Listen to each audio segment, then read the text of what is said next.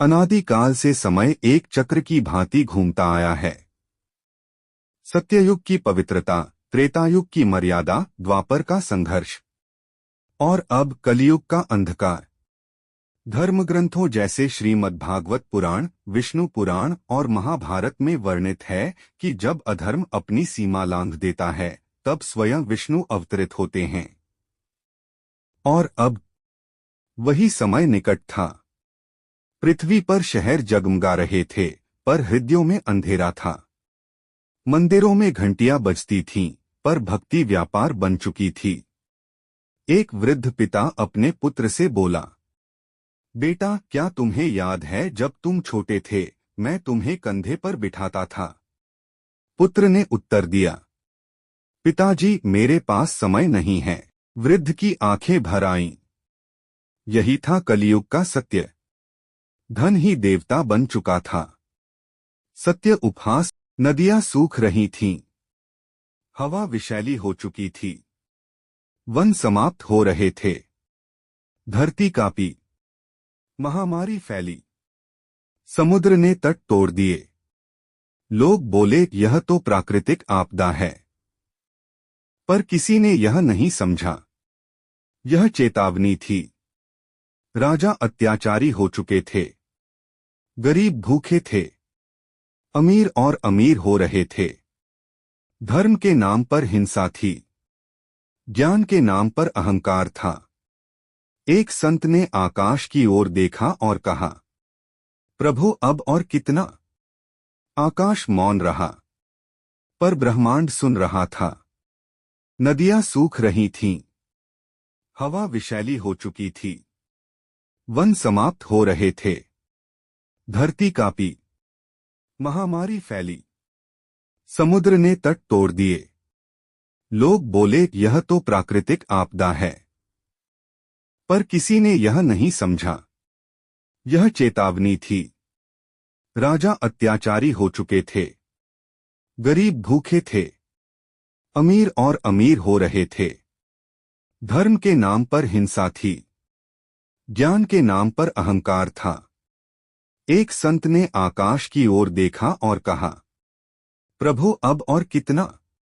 आकाश मौन रहा, पर ब्रह्मांड सुन रहा था। ऋषियों ने कहा था, जब अधर्म 100% के निकट होगा, तब विष्णु का अंतिम अवतार प्रकट होगा। कल की उनका जन्म होगा। शंभल ग्राम में एक ब्राह्मण विष्णुयश के घर। दिव्य जन्म। एक अंधेरी रात अचानक आकाश में प्रकाश फैला। शंभल ग्राम में एक बालक का जन्म हुआ। बालक ने जन्म लेते ही रोया नहीं। वह शांत था।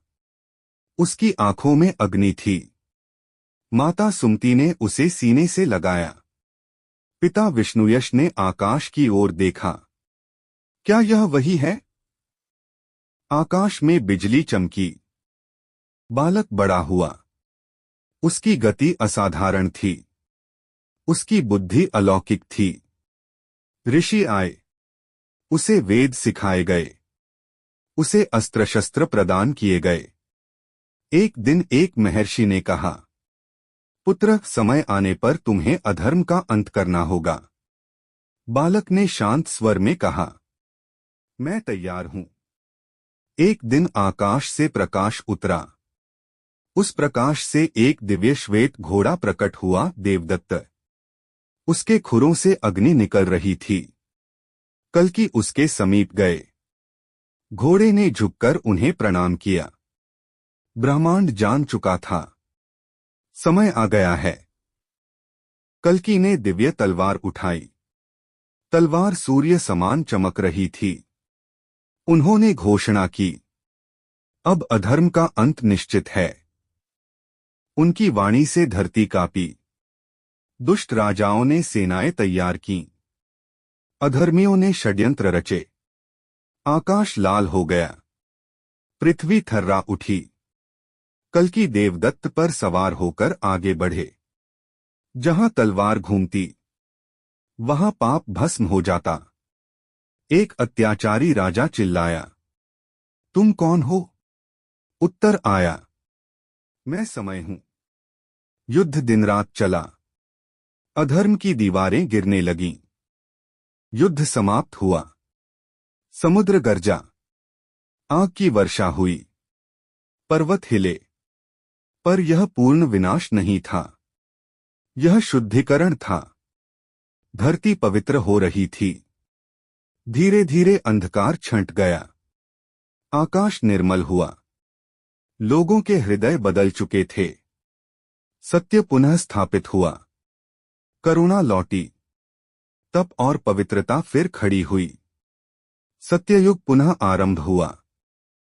कलियुग का अंत केवल बाहरी घटना नहीं। जब मनुष्य अपने भीतर के लोभ, क्रोध, मोह और अहंकार को समाप्त करता है, तभी उसके जीवन में सत्ययुग आता है। कल की केवल भविष्य में नहीं, वह चेतना है, वह जागरण है, वह सत्य का प्रकाश है।